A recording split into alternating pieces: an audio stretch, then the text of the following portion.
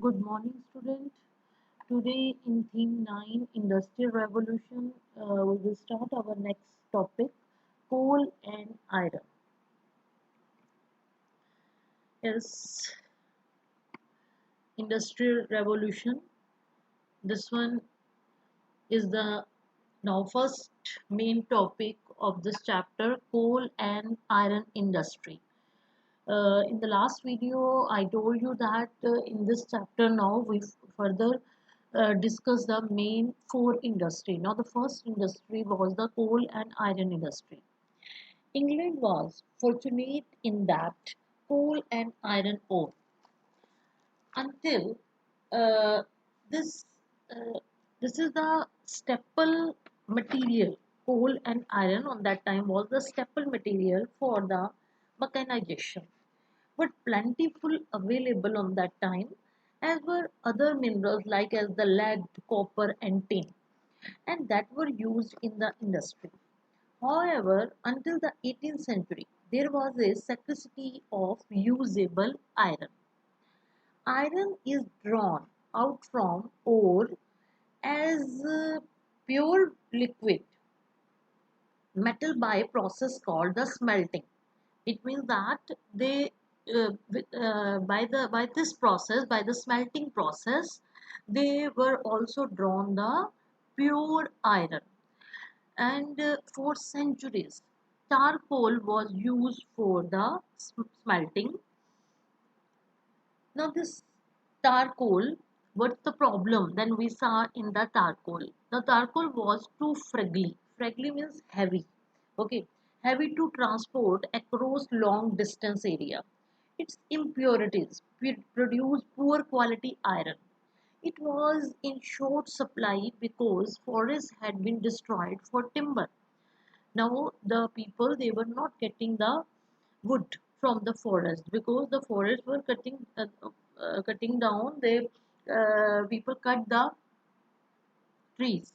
Okay, and it could not generate high temperature. This was also the main problem, that through the charcoal, that one for the smelting process, they wanted the high temperature, and with the help of this charcoal, the charcoal could not generate the high temperature. So all these were the main problems by using the charcoal.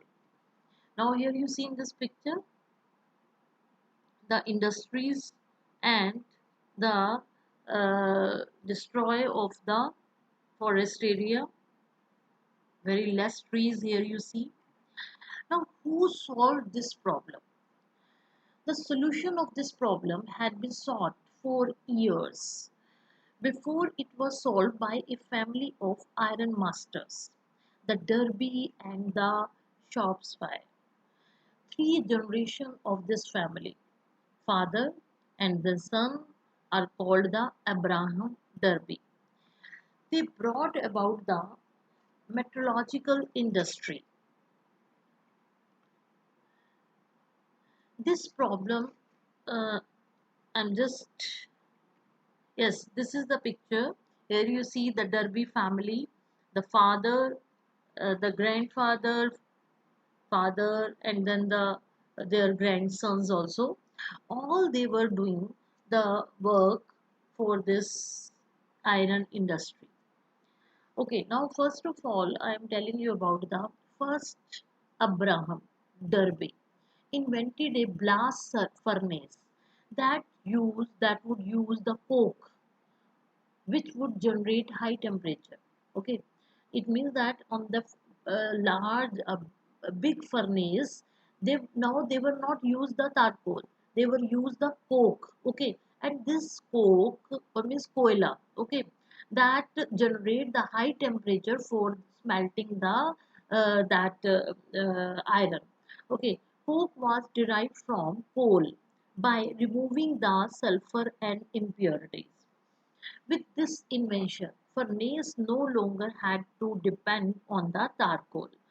Now, finer and the larger cast iron produced by this process.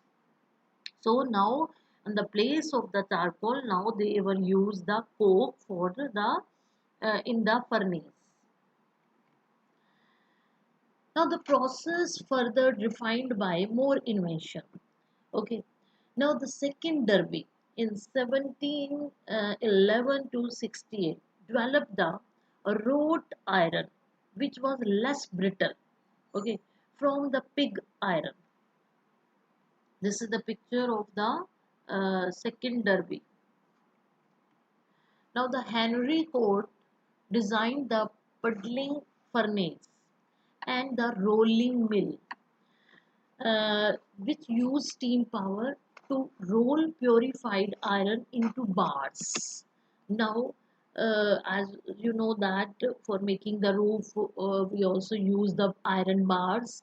Okay, same as it is on that time, they use this steam power and to roll the purified iron into the bars. It can produce a broader range of iron products.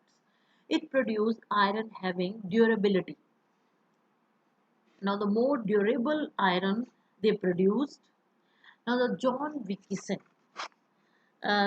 Wilkinson used iron uh, that made the first iron chair, okay, and iron pipes of all sizes.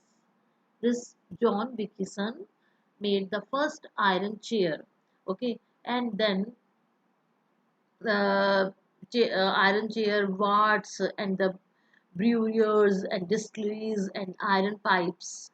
Okay, so the Wilkinson used the iron for the first for to make water pipe even also.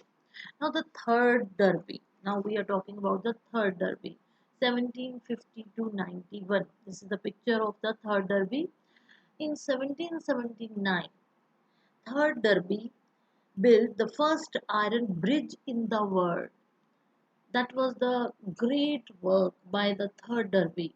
Okay, Cole Brockdale spanning the river Severn. Here you see in this picture, this was the first bridge, okay, which was made by the third Derby in 1750 to 91. Now, the iron, here you see the scene of or the picture of the iron industry. Iron industry then came to be concentrated in specific regions as integrated units of coal mining and iron smelting. Britain was lucky in possessing excellent coking coal and high grade iron in the same basin or even in the same seams. These basins were also close to ports. These were five coastal coal fields which could deliver their products almost straight into the ships. Since the coal fields were near the coast, shipbuilding increased and did the shipping trade. So this trade was also developed. The British iron industry quadrupled its output between 1800 and 1830, and its product was the cheapest in Europe. In 1820, a ton of big iron needed 8 tons of coal to make it, and by the 1850 it could be produced by using only 2 tons. So by 1848, Britain was smelting more iron than the rest of the world put together. So we also see the changes and the development first of all in the Britain in the coal and iron industry. Student, in the next video we will start our next industry that is based on the cotton spinning and weaving. Thank you.